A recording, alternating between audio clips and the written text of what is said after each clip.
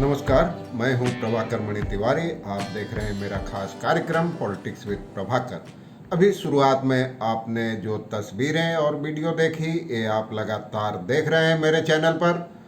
असम के सिलचर में greenfield airport के निर्माण के लिए सरकार ने डोलू चाय बागान की 2,500 एकड़ जमीन का अधिग्रहण कर लिया है। लाखों हरे भरे पौधे उजाड़ दिए गए हैं। ये तो खबर आप जानते ही हैं। हालांकि तथाकथित नेशनल मीडिया, राष्ट्रीय मीडिया में यह खबर बहुत कम जगह ही देखने को मिली है। अगर छपी भी है तो एक आध जगह ही छपी है। पूर्वोत्तर को वैसे भी मुख्यधारा की मीडिया में उपेक्षा की निगाह से देखा जाता है। स्थानीय मीडिया में भी सरकार के खिलाफ खबरों का छपना लगभग बंद हो गया है। ऐसे में वैकल्पिक मीडिया ही इस खबर को लगातार दिखा रहा है, छाप रहा है। बराक घाटी के अखबार, बराक घाटी के यूट्यूब चैनल, और यहाँ मैं इसे लगातार दिखा रहा हूँ 1 महीने से भी लंबे अरसे से। तो मजदूर लगातार आंदोलन पे हैं। असम मजदूरी श्रमिक यूनियन के बैनर तले आंदोलन कर रहे हैं। अब कांग्रेस भी रंग बदल रही है। मजदूरों के मूड को देखते हुए, आम लोगों के मूड को देखते हुए, चाय बागान आंदोलन जिस तरह फैल रहा है और भी दूसरे बागानों में, उसे देखते हुए अब कांग्रेस भी रंग बदल रही है।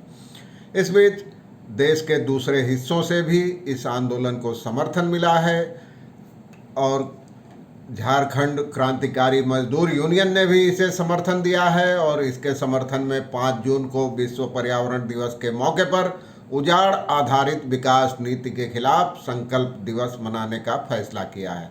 उधर सिलचर जिला कांग्रेस ने भी तमाम चाय बागान मजदूरों, पूर्व कर्मचारियों की एक बैठक बुलाई है, उसी दिन विश्व पर्यावरण दिवस पर ही। लेकिन अब सबसे बड़ा सवाल जो उछल रहा है कि क्या वहाँ विपक्ष वह भूमिका निभा पाएगा जो पश्चिम बंगाल के सिंगुर में ममता बनर्जी ने निभाई थी। विपक्ष की नेता थी। 2007 में सिंगुर में जब टाटा ने लखटकिया कार के लिए किसानों की ज़मीन का अधिग्रहण किया था, सरकार ने टाटा को सौंपी थी, तो ममता उसके खिलाफ डट कर खड़ी हो गई थी। ममता के आंदोलन के कारण ही टाटा को आखिर में अपना निर्माण कार्य लगभग पूरा होने के बावजूद बोरिया बिस्तर समेट कर जाना पड़ा। तो अब यह सवाल उठ रहा है कि क्या डोलू में एकजुट होते मजदूर संगठन, विपक्षी नेता ममता बनर्जी वाली भूमिका निभा पाएंगे? अगर ऐसा हुआ तो चाय बागान उजड़ने से बच जाएगा, एयरपोर्ट भी बनेगा, लेकिन कहीं दूसरी ज़मीन पर बनेगा। देखिए आखिर तक रिपोर्ट। जैसे तो चैनल को सब्सक्राइब करें, मित्रों परिजनों के साथ शेयर करें, घंटी का निशान दबाना भी मत भूलें।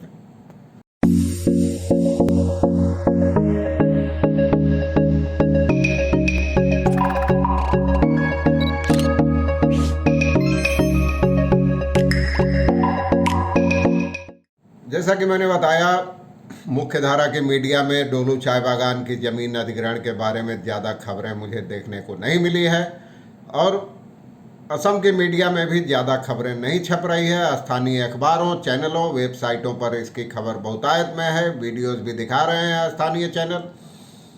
इस बीच राजनीतिक दल कांग्रेस, जो प्रमुख विपक्षी पार्टी है, मजदूरों के मूड और उनके आंदोलन के प्रसार को देखते हुए वो भी रंग बदल रही है। अब सिलचर जिला कांग्रेस कमेटी के अध्यक्ष तमाल कांति बनिक ने 5 जून को विश्व पर्यावरण दिवस के मौके पर सिलचर के तमाम चाय बागानों के पूर्व और मौजूदा कर्मचारियों, मजदूरों और चाय उद्योग से सहानुभूति रखने वाले लोगों की एक बैठक बुलाई है आगे की रणनीति तय करने के लिए। ये कांग्रेस की रणनीति से अलग है। आप जानते हैं कांग्रेस से जुड़ी INTUC ने भी उस समझौते पर हस्ताक्षर किए हैं जिसके तहत चाय बागान की 2,500 बीघे जमीन का अधिग्रहण कर लाखों हरे भरे पौधों को उजाड़ा गया है। उस पर हस्ताक्षर किए थे पूर्व मंत्री अजित सिंह ने, लेकिन आंदोलन का रुख बदलते देख कांग्रेस ने उनसे पल्ला झाड़ लिया है और कहा है कि उससे समझौते से पार्टी का कोई लेना देना नहीं है। दूसरी ओर राज्यसभा सांसद और तृणमूल कांग्रेस नेता सुष्मिता देव ने भी मजदूरों के आंदोलन का समर्थन किया है। बीजेपी के एक विधायक पहले ही डोलू चाय बागान मजदूरों के आंदोलन का समर्थन कर चुके हैं, ये आपको मैंने बताया भी था। और अब दूर दूर से समर्थन की खबरें आ रही है। मैंने आपको पहले भी दिखाई हैं तस्वीरें, बम्बई से लेकर उत्तर प्रदेश तक। अब एक बार झारखंड क्रांतिकारी मजदूर यूनियन ने भी इसका समर्थन किया है। यूनियन के महामंत्री डीसी गोहाई ने एक बयान जारी कर कहा है कि केंद्र और असम सरकार ने बराक घाटी के डोलू चाय बागान में हवाई अड्डे के लिए जबरन अधिग्रहण की प्रक्रिया शुरू कर दी है, जबकि हजारों चाय श्रमिक इस बागान में काम करते हैं और कंपनी को अच्छा खासा मुनाफा हो रहा है। लेकिन लाखों पेड़ काटकर, पर्यावरण को नष्ट कर अंतर्राष्ट्रीय एयरपोर्ट बनाने के फैसले से चाय मजदूरों की आजीविका खतरे में पड़ गई है। और उन्होंने कहा कि मूलतः अंग्रेज करीब 200 साल पहले झारखंड से ही तमाम चाय बागान मजदूरों को यहाँ लाए थे और असम के विकास में उनका बेहद महत्वपूर्ण योगदान है। और उन्होंने अपने बयान में कहा है कि इस परियोजना के लिए राज्य सरकार की ओर से जन सुनवाई की नोटिस दी गई थी। चाय बागान मजदूरों और लोगों से उनकी राय मांगी गई थी, लेकिन सबने दो जन सुनवाइयों में एकजुट होकर इस परियोजना का विरोध किया और बगल के खाली पड़ी जमीन पर इस परियोजना को लगाने का अनुरोध किया। लेकिन राज्य सरकार ने उनकी एक नहीं सुनी और सैकड़ों बुलडोजर भिड़ाकर चाय बागान को उजाड़ दिया गया। करीब 30 लाख पौधों को काट दिया गया और यह अभियान अब भी जारी है।